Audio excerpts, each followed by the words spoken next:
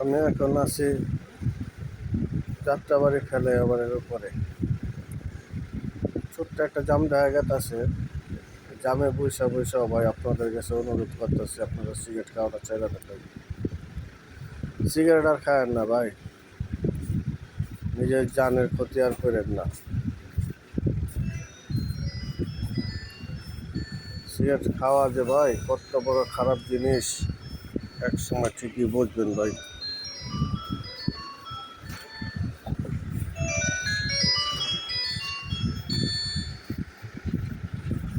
Cigarette খায়েন না ভাই, cigarette খাওয়াটা খুবই খারাপ ভাই, খুবই খারাপ। চেষ্টা করলে ছাড়া সম্ভব ভাই। সিগারেট খায়েন না, অন্য কিছু খান ভাই। দেখেন এত সুন্দর দেশ, আমাদের দেশ এত সুন্দর। দেশটাকে সিগারেট মুক্ত করার চেষ্টা করি ভাই। অনেক সুন্দর দেশ আমাদের। সিগারেট মুক্ত এই দেশটা আমরা যদি করতে পারি, একদিন আমাদের ছেলেপেলেরা সিগারেট চিনবই না। যে আমাদের ছেলেপেলেদের জন্য হইল ভাই সিগারেট খাওয়াটা বন্ধ করে দিই। দেখছেন কত সুন্দর দেশ আমাদের, রাত্রেবেলা অনেকই সুন্দর লাগে, মনে হয় না বাংলাদেশে আছে। চাইরমুখী লাইটিং মাইটিং অনেক সুন্দর। কারণ আমি নেমে গেছি ফেলে আবার থেকে নেমে গেলাম আমরা গুলিস্তান আইসা বসছি। তবে একটু ছোট্ট জাম আছে, কিছুক্ষণের মধ্যে আমরা গুলিস্তান নেমে যাবো। এই যে উপর দিক দিয়ে অন্য দিকে গেছে অন্য গাড়ি।